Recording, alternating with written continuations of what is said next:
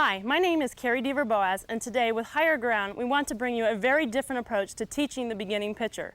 I say teaching or coaching the beginning pitcher because if your pitcher started today, last week, 2 months ago, or a year ago, they still might be at that beginning level, and we want to give you the tools as a coach or parent to help take that pitcher to the next level.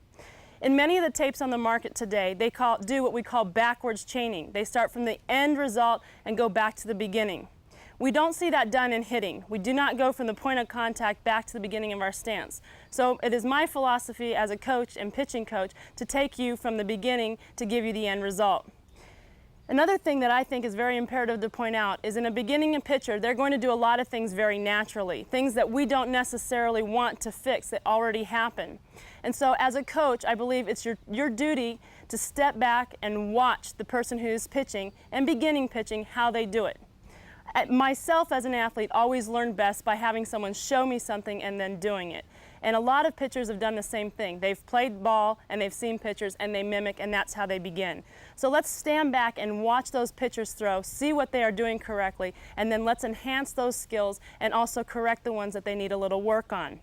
In the backwards chaining, they go from the very end to the very beginning. And what we are going to do with the different skills today is give you the tools to go from the beginning to the end for better results.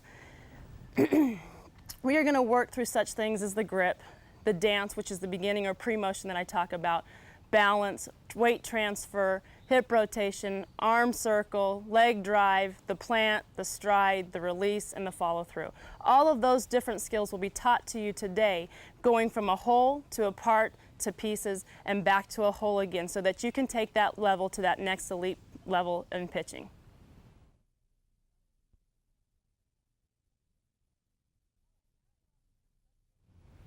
All right, now that we're out on the mound, let's get to work. The first line of business that we're going to take care of, and one of the most important in beginning pitching, is the grip of the ball.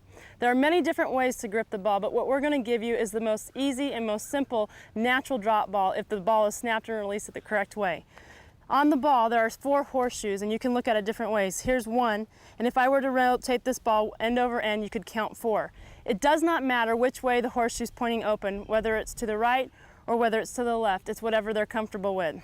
I prefer open to the right. Keep in mind that a beginning pitcher can be 8 years old or 16-year-old, so hand size is obviously going to vary. What we're going to show you is what ideally we want the ball to be placed in the fingers and in the hand, and what we want them to strive to work towards. Here's the horseshoe, and what we're going to take is to take our fingertips and place them on a seam of the horseshoe. I have very large hands, and I could get away with holding 2 fingers on there, but I prefer to have 3, and some even say I use 4 because I have my pinky on the side.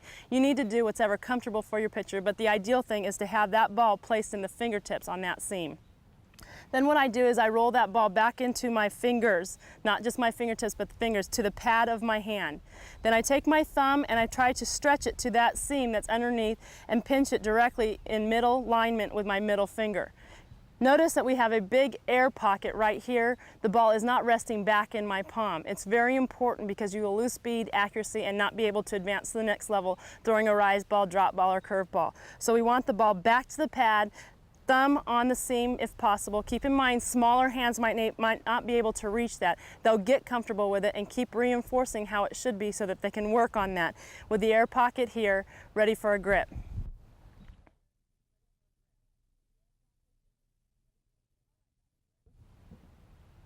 All right, from the grip, let's go to the next part. We're going to talk about foot placement on the mound. Let me tell you right off the bat, foot placement can vary in lots of different beginning pitchers from league to league, from conference to conference. There's many different rules. What I'm going to do is show you today the one that is most commonly used in many leagues and also used at the collegiate level, because that's our goal, is to get your pitcher to the collegiate level.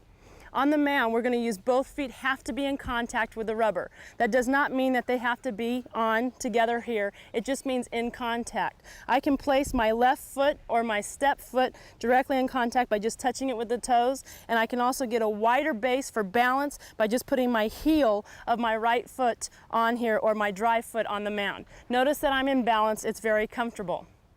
Other leagues will allow you to have foot here, and if that's what your pitcher is used to working with right now, let's not force that on her, but let's get her used to trying to do this so that we can work on basic mechanics and it's not something that we have to change later on in their career.